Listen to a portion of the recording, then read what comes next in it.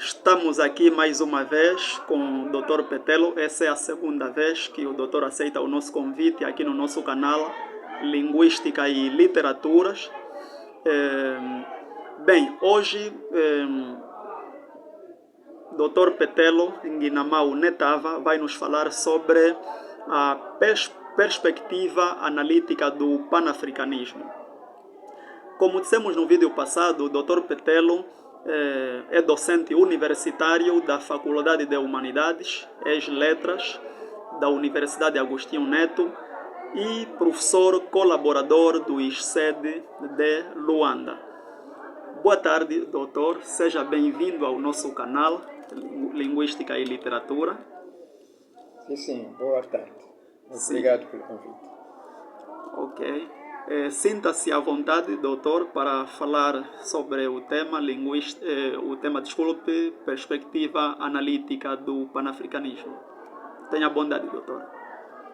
Sim, este tema, perspectiva analítica do panafricanismo, ou, se quiser, o panafricanismo numa perspectiva analítica, é um assunto muito vasto e extenso e pode-se abordar em várias vertentes, por exemplo, política, cultural, econômica, etc., porque não é geográfica e histórica, e como podemos dizer, a partir da disponibilidade do tempo, a partir das oportunidades, poderemos assim tratar desse assunto hoje, provavelmente 2 ou 3 outras vezes. Nós podemos dizer tudo de uma só vez e num só dia. Falar de panafricanismo nos remete a encarar a visão que tiveram os fundadores da ideologia de pensar África toda, África no seu todo. Toda África e África no seu todo. É por isso que temos esse prefixo grego, do grego antigo, pan, quer dizer, todo. E então, essa ideologia refere-se a tudo aquilo que interessa a África, toda a África, todo o continente africano, nas suas vertentes: cultural, política, econômica, social, histórica e, por que não, geográfica e, por que não, até filosófica. O essencial é que toda a África seja abrangida e que se descubra melhor as realidades desse continente maravilhoso, tão rico, tão complexo, mas também com uma história tão sofrida, com vivências infelizmente muito negativas em muitos casos, de modo que no universo ocidental tem-se um preconceito negativo para com a África, como para dizer que, bom, daí só vem tudo aquilo que é negativo, tudo aquilo que é mal, as doenças, a pobreza, a miséria, o subdesenvolvimento, a malnutrição, a fome, a mortalidade infantil ou materno-infantil, de maneira extrema, de maneira exagerada. Então, vê-se essa imagem negativa da África. E fala-se muito pouco da África intelectual, da África elevada espiritualmente, moralmente, África das invenções, África cuja história é rica de peripécias, é rica de experiências, rica de invenções. Uma África com recursos humanos de qualidade. Uma África, naturalmente, com recursos naturais do solo e do subsolo extremamente variados, e até, finalmente, são esses dois aspectos que a gente retém da África: um continente de calamidades e de subdesenvolvimento, da miséria, por um lado, e, por outro lado, uma África de problemas, sempre de problemas, mas, mesmo assim, sendo como o grande reservatório, o grande depósito, o grande armazém das matérias-primas de que o mundo inteiro necessita para se sustentar, para desenvolver as economias. As economias dos outros, mas não, infelizmente, dos possuidores, dos donos dessas riquezas, dessas matérias-primas. Agora, podemos ver, antes de, talvez outras vezes, ver problemas ou aspectos históricos, culturais, geográficos, políticos e econômicos desse continente, evocar um nome que acho muito importante, e pode-se até dedicar um vídeo só mesmo a esse nome. Trata-se de um senhor que se chamou Frantz Fanon. Frantz Fanon era um martiniquês nas Antilhas francesas, e ele estudou medicina, especializou-se em neuropsiquiatria, foi também sociólogo, e ele logo deparou-se com a realidade do racismo quando estava a estudar em França, quando estava a estudar o seu curso de medicina, mas um pouco antes disso, mesmo já no liceu, quando estava a estudar em Lyon, e estudou numa instituição onde era docente o grande Aimé Césaire, um dos pais fundadores da negritude. E então ele preocupou-se com esse problema, e depois de ter estudado variedíssimas vezes, deu-se conta de que o colonialismo tinha um impacto muito negativo na personalidade dos indivíduos, que seja dos indivíduos que eram os colonizados ou dos indivíduos que eram os colonizadores. E que essa máquina, essa química, essa magia da colonização quase desfigurava as personalidades. Os europeus, a potência colonizadora, as potências colonizadoras, com suas metrópoles, e os povos africanos. Daí então ele achou que era preciso fazer tudo para promover o mecanismo e o processo de libertação do continente africano. Isso é muito, muito importante. E, de maneira geral, muitos intelectuais africanos, e não só africanos, negros, mesmo da diáspora, adoptaram a visão, o programa, o esquema de pensamento, os ideais desse Frantz Fanon. De modo que, por exemplo, o nosso MNA, Movimento dos Novos Intelectuais de Angola, tem seguido o esquema de pensamento idealista de Frantz Fanon, no que diz respeito à máquina, ao processo de libertação nacional. E em nome do movimento os novos intelectuais da Angola, MNA, Vieto da Cruz idealizou um pensamento que era mesmo, estava na linha de pensamento e de idealização do Franz Fanon, a saber que o intelectual africano, o poeta, o escritor, o filósofo, devia fazer uma espécie de imersão cultural. Quer dizer, ele deve ocupar-se do povo. O povo é a sua razão de viver, a sua razão de pensar, a sua razão de agir, de actuar, a sua razão de lutar.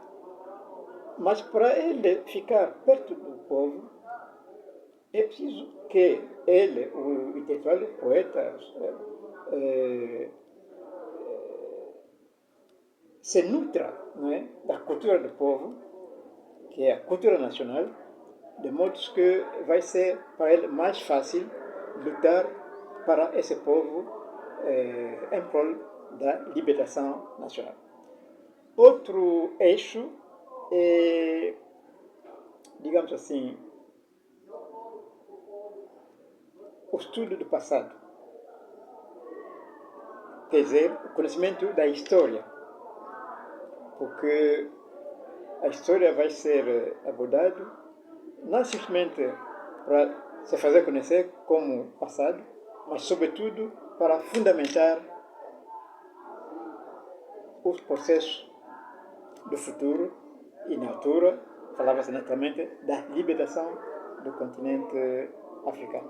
Porque o historiador africano não faz história só pelo prazer de fazer, mas é para balizar o futuro numa direção de libertação que assegure e promova naturalmente a liberdade. E nesse mesmo sentido que ele, como indivíduo, teve a oportunidade de ir trabalhar na Argélia e foi diretor de um hospital em Joinville, Blida, e forte desse ideal de intelectual, que tem a obrigação de participar no processo de libertação do continente africano, todo o continente africano. Ele teve de implicar-se, comprometer-se pessoalmente, eficaz e eficientemente na guerra de libertação da Argélia face à França. E foi esse um grande desafio, mesmo pessoal, porque ele tinha nacionalidade francesa e não podia, não deveria, no princípio, lutar praticamente contra a própria França. Mas tão forte era a sua boa-fé como intelectual, a sua vontade, a sua sede de liberdade, não só para ele, mas sobretudo para a África, não hesitou a sacrificar-se pessoalmente. E escreveu um livro muito famoso nesse sentido, que todo africano deve ler, publicado há muito tempo, em 1952, o grande primeiro livro que ele escreveu, Pele Negra, Máscaras Brancas, é um livro capital para todo africano, para entender aquilo que faz, aquilo que é, aquilo que vai ser no futuro. E terminou a vida muito cedo, quando ainda estava a fazer o manuscrito de um livro muito interessante, muitíssimo interessante, e de novo digo que todo africano mesmo, digno desse nome, não pode escapar à leitura desse livro, que é, como posso dizer, traduzir como em francês é Le Damné de la Terre. Em espanhol, a tradução já foi publicada em espanhol, Los Condenados de la Terra. Agora, não sei se existe uma tradução portuguesa, mas é bem possível que seria mais ou menos como os condenados da Terra. E o africano. O africano parece quase como se fosse um amaldiçoado. O homem que tem toda a sua iniquidade, quer dizer, todas as monstruosidades todos os desafios. Mas não, o africano não é um maldito. A vida do africano, a vida do continente africano não é uma fatalidade. Cabe exatamente aos africanos lutar em conjunto, fazer oposição às divisões que nos afligem e que, se calhar, são provocadas por outrem, para sempre ver essa África em maus lençóis, se assim podemos dizer. E falando do panafricanismo, estamos sempre a falar de panafricanismo, mas estou a falar de um dos nomes que, mesmo sem ser um dos fundadores, da passada vez evocamos nomes como Dubois, Edward Bogart Dubois, ou Marcus Garvey, não é os fundadores, mas trabalham em prol da fortificação, do fortalecimento do ideal panafricanista, esse Frantz Fanon. Então, como estava a dizer há pouco tempo, tem havido outros atores desse panafricanismo, talvez numa vertente ideológica e política, e o grande Kwame Nkrumah, que foi o líder da Gold Coast, Costa de Ouro, quer dizer, o Ghana. Por memória, aqui podemos sentar que tem havido várias conferências panafricanistas, usando por Paris, em 2019, e eu continuo. Hoje temos em Londres, temos em Lisboa, temos em Manchester. E de Manchester, o primeiro em Paris foi em 1919. E aquele de Manchester, o grande congresso mesmo, foi em 1945. E uma das figuras que se ilustraram de maneira iluminante, se assim posso dizer, foi o Kwame Nkrumah. E Kwame Nkrumah fez uma grande declaração que pode se resumir ao seguinte: depois de mais ou menos 7 décadas de presença colonial em África, chegou o tempo em que as potências europeias devem retirar-se da África depois de terem tirado do continente tudo aquilo que eles podiam retirar, que retiraram realmente, mas que chegou o tempo de deixar os africanos para a sua autodeterminação. Que todos os povos do mundo, isso é reconhecido a partir da Carta Universal dos Direitos Humanos, todos os povos do mundo têm direito a governarem-se da maneira que querem ou da maneira que podem, que não podem ser tutelados, não podem ser abafados, oprimidos por outros indivíduos, por outras nações, e que, por conseguinte, doravante, era preciso mesmo que a África se tornasse independente. Aquilo era, então, no Congresso de Manchester de 1945, e vai ser preciso mais 3 anos para se chegar à Conferência de Accra, em 1958, e o Ghana já era independente, que foi até o primeiro país a tornar-se independente, antes dos anos 60, já em 1957, o Ghana tornou-se independente e organizou em Accra essa grande conferência panafricanista.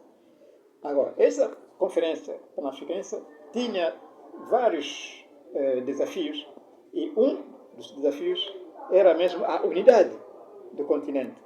A unidade do continente. Porque havia já algumas forças centrífugas, também encorajadas por outras entidades estrangeiras, para que houvesse essa destabilização da África. Tem havido um desafio praticamente lançado por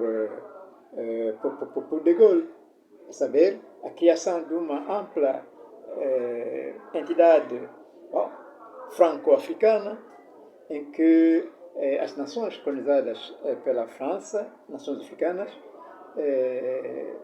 se juntassem ao lado da mãe pátria, entre aspas, que seria a França.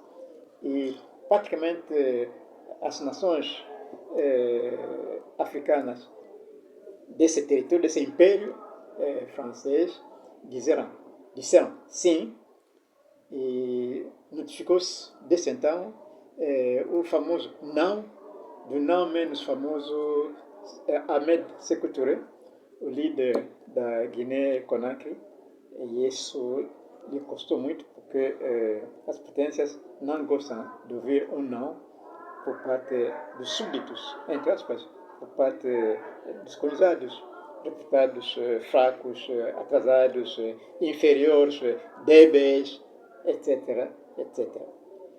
Agora, outro grande desafio, agora isso, esse sim ou não, era suscetível de criar também algumas divergências, alguma divisão no seio dessa grande conferência, que procurava, sobretudo, a unidade, a harmonia,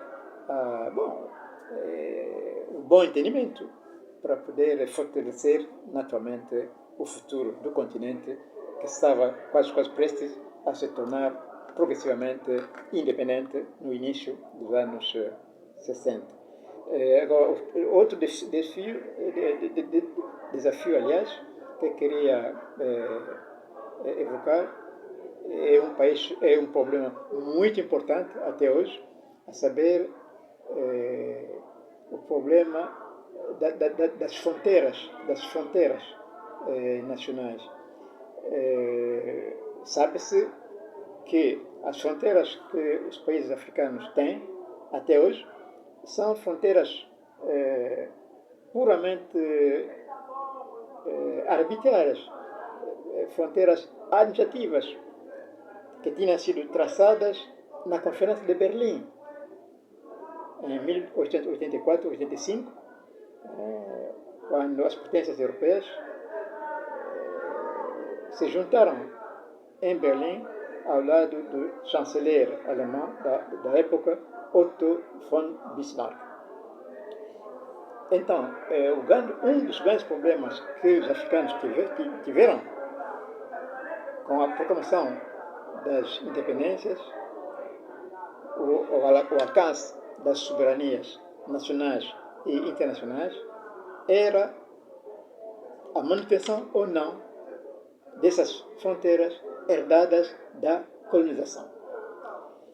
Então, era preciso escolher ou mudar outro sistema de divisão administrativa, territorial, política, refazer o desenho dessas nações, ou então aceitar provisoriamente ou definitivamente essas fronteiras que nos legaram os colonos. Então, esse princípio que foi adotado, as nossas fronteiras são as fronteiras que nasceram com a colonização. E o princípio que tem sido sempre muitas vezes proclamado, o princípio da intangibilidade das fronteiras herdadas da colonização. Esse aspecto das coisas tem o seu positivo, mas tem também o seu negativo, porque os europeus partilharam o bolo africano com base nos seus interesses econômicos. Não quiseram tomar em conta as realidades locais dos africanos, no que diz respeito à composição das suas nações, das suas tribos, dos seus reinos e impérios. Não quiseram tomar conta das realidades populacionais, em termos de grupos etnolinguísticos e, portanto, culturais. Não quiseram tomar conta da história desses povos. E assim que juntaram em estados artificiais mesmo, várias nações, e daí então surgiram, até hoje surgem problemas de coabitação, de desentendimento, de divisões, etc., que constituem um verdadeiro desafio ao estatuto de nações modernas, no sentido em que o entende, por exemplo, o Ocidente. Quando se fala de Bélgica, a Bélgica é Bélgica, Suíça é Suíça, Alemanha é Alemanha, geralmente não são países tão grandes como muitos países africanos, e são países unilíngues, na maior parte, tirando casos, por exemplo, a pequeníssima Suíça, que tem 4 línguas, ou a pequena Bélgica, que tem principalmente 2, a saber, o francês e o neerlandês. Mas muitos países não têm tribos europeias, têm população que já constituiu há já tanto tempo, sempre ficou no mesmo território. Os africanos vivem em nações aglutinadas, onde o europeu vem acumular várias nações para formar agora uma só nação, entre aspas, moderna. Isso cria sempre problema, às vezes, de identidade, identificação, de proximidade, de afastamento, de tribalismo ou tribalização, e tudo isso por causa dessas fronteiras. Então, sempre foi um grande problema. Agora, o pan-africanismo deve preocupar-se com esses problemas todos de fronteiras, de entendimento entre todos os países, para ver se realmente podemos conseguir um dia viver com força, com convicção, com actuação efetiva, positiva, os nossos sonhos, os nossos ideais do viver comum, que possa assim também incentivar a força do continente, a sua potência como economia, como entidade populacional, face aos outros continentes e, praticamente, face às potências que se têm já promovido e fortalecido ao longo esses últimos séculos, sobretudo essas últimas décadas. Onde é que está a África? Qual é o lugar da África? Qual vai ser o seu futuro? Como é que deve ser estruturado, vivido o seu presente? Essas interações todas valem a pena. E então, tudo isso entra mesmo no panafricanismo. É isso que eu posso dizer sobre essa grande figura do Frantz Fanon, que tem projetado a África em termos de libertação nacional, a partir da cultura nacional. Quer dizer, a cultura do povo, o intelectual, não deve dissociar-se do povo, porque a missão dele, a razão de viver dele,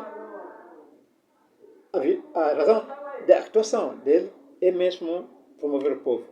Não se pode promover o povo ficando distante da cultura desse povo. Então, não há intelectual africano que seja realmente intelectual, que se distancie da cultura nacional. Porque é a partir do povo, é a partir da sua cultura, que ele, o intelectual, vai operar para fortalecer essa cultura, para libertar esse povo. Por que isso tudo? É porque, na verdade, constatamos que o colonizador, de maneira propositada, tinha um projeto implementado de enfraquecer os africanos, de enfraquecer os colonizados. E por isso, uma das grandes armas que utilizaram foi a cultura. Trocar o passado dos africanos, neutralizar o passado dos africanos, abafar a cultura dos africanos, menosprezá-la, negá-la e fazer com que o povo africano aceite rejeitar a sua própria cultura. Porque essa cultura, essa história, são apresentadas pelo Ocidente de maneira propositadamente distorcida.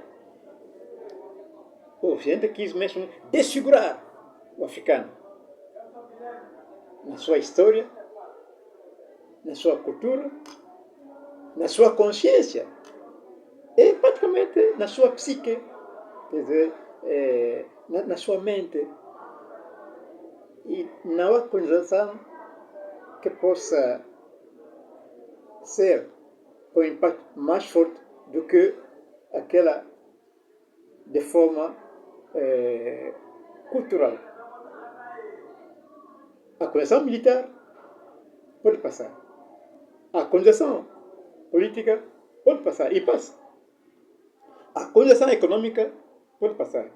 Pode ficar um tempo sob forma de neocolonização, mas isto tudo pode passar. Mas a colonização cultural, a neocolonização cultural, aquilo que chama a aculturação, ou pior, a alienação mental, são abismos perigosos. São entidades perversas. E uma vez o colonizado é refém disso, está praticamente perdido, talvez para sempre. Porque o melhor agente da neocolonização é o próprio colonizado, o ex-colonizado, mas continua colonizado na sua mente. E sente-se melhor, sente-se em bom-estar psicológico, sente-se feliz, como refém dessa desfiguração. Aí está o drama. Então, já não há consciência dessa alienação mental, e assim, então, o colonizador, o ex-colonizador, continua colonizando, mesmo sem querer. Porque já apanhou o seu colonizado, o ex-colonizado, mas que fica refém quase para sempre. Porque, já disse, o europeu, o colonizador, veio criar uma distorção da história do africano. Veio desfigurar a própria figura do africano, no próprio como no figurado. Veio, então, lhe dizer que tudo aquilo que é bonito, tudo aquilo que é forte, tudo aquilo que é positivo é que vem do Ocidente. O africano nunca criou nada de bom, tudo atrasado, tudo inferior, tudo feio. A pele da carne, o tecido da pele, os olhos, os lábios, o cabelo, e que até na igreja podemos dizer, eventualmente, que o pecado negro é mais preto do que o pecado dos outros. E que o preto é o pior pecador do mundo. E para poder se salvar é preciso estar mesmo como o outro, estar com o outro em tudo. Imitar, copiar a sua política, a sua constituição, o seu modo de pensar, o seu modo de vestir, a sua cultura, a sua gastronomia, a sua maneira e o seu modo de filosofar, de sentir, de amar, de andar, de dançar, etc. Então, aí o homem alienado, o homem africano alienado, é o pior dos homens possíveis, porque é uma negação do homem, é uma morte do homem, e no lugar criou-se um pseudo-homem, um suposto homem, mas que não tem nada de humano, nem o pensamento, nem a maneira de sentir, a maneira de pensar, a maneira de filosofar, tudo copiado. Então já não podemos existir por nós próprios, existimos por compensação ou por procuração.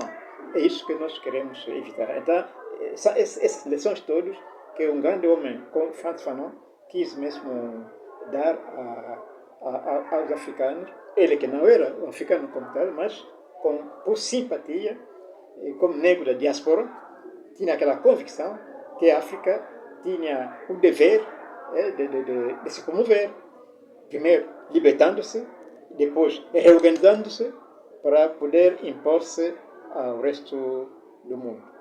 Porque, de momento, é isso que eu posso dizer. Proximamente poderemos falar talvez com mais pormenores, com ideias concretas em termos econômicos, em termos culturais, etc. Muito obrigado, Dr. Petelo. Então, assim fica a promessa de que no próximo encontro o doutor vai nos falar mais com profundidade sobre alguns pontos e sobre Frantz Fanon. E, por outro lado, pela abordagem feita pelo doutor, conseguimos ver que, como africanos, ainda precisamos trabalhar mais para ultrapassar os problemas que nos foram impostos pelos colonialistas, nos libertarmos do problema de aculturação, que este foi o maior golpe que o homem colonizador fez no espaço africano. E mais uma vez agradecemos pelo convite, Dr. Petelo, desejamos uma ótima tarde. Obrigado igualmente. Sim, sim.